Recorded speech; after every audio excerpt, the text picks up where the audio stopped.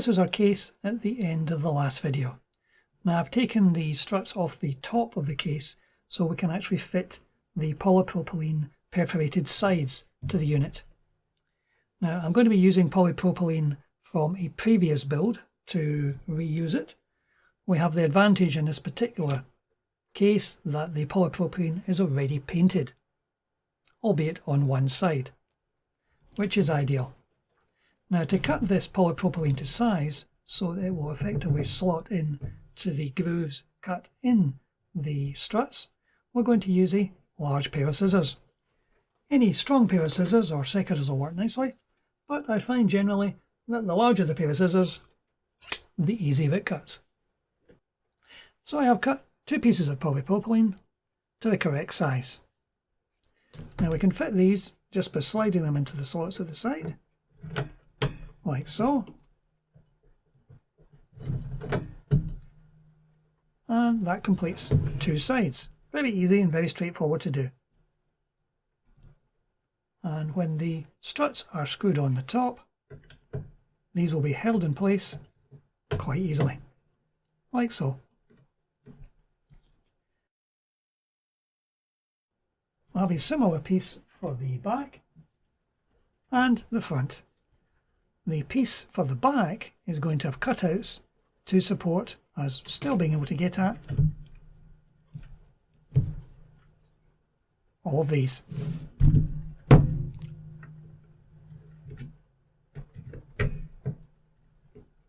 Like so. Now for the front of the unit, I'm wanting in here to place the power switch. So I'd like a vertical unit put in here to allow the power switch to be contained within this small square. There is a bit of flex on the polypropylene, so the smaller the piece, the better.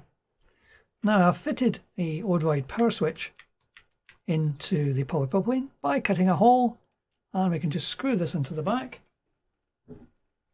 and tighten it up quite nicely, like so. This gives us a power switch which we can slot in here. And if we make up a small bracket whose job it is to actually sit in here, this will hold this in place.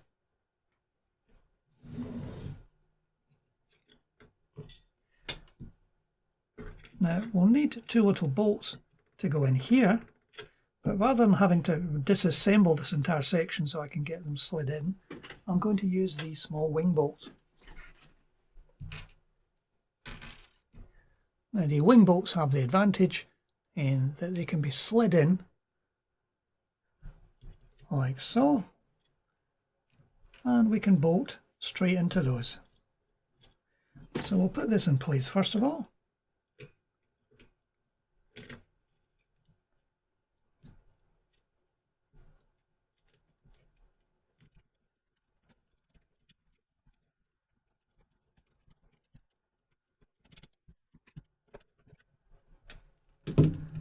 It's the first one in, and I'll just screw the second one in.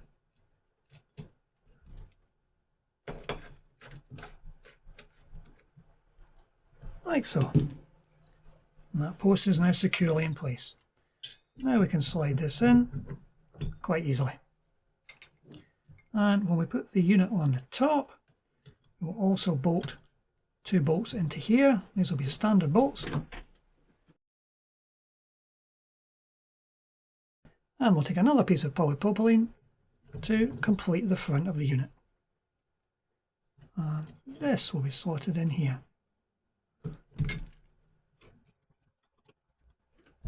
This is going to be a little fiddly to get in.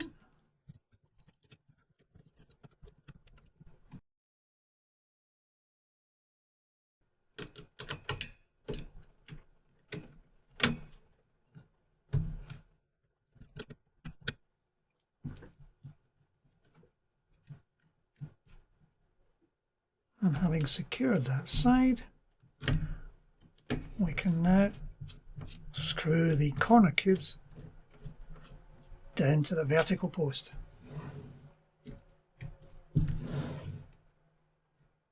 And once that's in place, we'll put a couple more bolts on here and we'll be in business.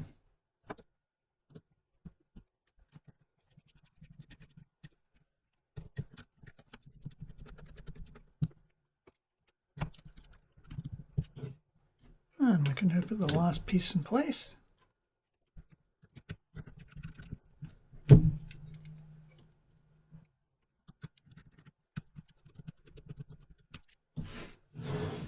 And the last two nuts can go on to secure this vertical post.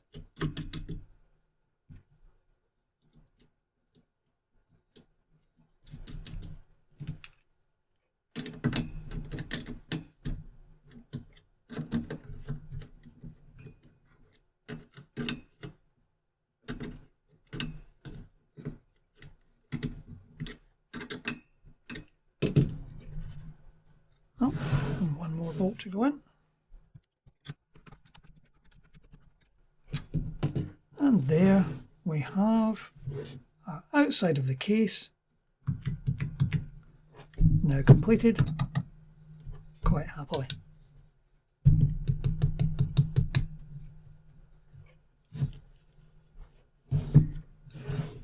So now that we have the outside of the case completed, we will complete the base of the case by taking another section of polypropylene, bolting it on at 4 corners, and we'll place large silicon feet on the base of the unit so it sits proud.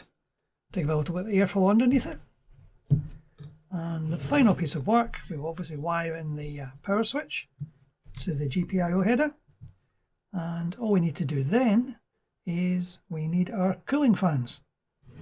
Now the plan for the cooling fans is to mount a cooling fan here at the front of the unit to suck air in and over the heatsink.